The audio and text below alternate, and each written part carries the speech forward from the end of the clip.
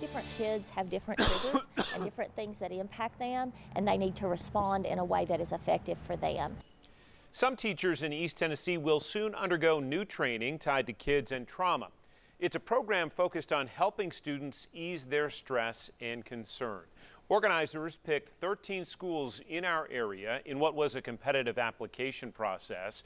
County schools in Knox, Blount, Roane, Jefferson and Maryville city schools will all take part. WBIR 10 News reporter Shannon Smith spoke with a principal about this new training and how it should help a wide range of students. Shannon?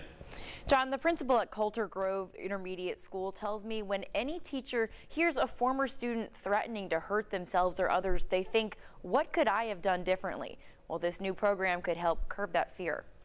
Coulter Grove Intermediate School in Maryville has a different mix of kids. Because we're a 4 through 7 school, we tell parents all the time that we take children from childhood to adolescence. Principal Ramona Best says her staff has dealt with its share of student problems and conflicts. It's a period of high brain growth, but it's also a period of high risk. Soon her staff will be trained to respond when traumatic things happen in her students' lives. Trauma could be anything from a parent's divorce to loss of a loved one to drug use or bullying. And lots of times that comes up during this period of time because they're able to really think about it. And so we deal with a lot of those things. That's why Best applied to be in the first cohort of trauma-informed schools through the State Department of Education. It wasn't something we just wanted to try. We had already taken actionable steps to address this issue.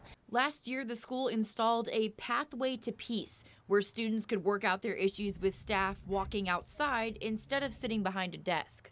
Different kids have different triggers and different things that impact them, and they need to respond in a way that is effective for them. This new opportunity will send select staff to training to help students deal with their problems before they get destructive. Where they have individuals that come back and threaten or act on those emotions, and really proactively addressing those as you go through school.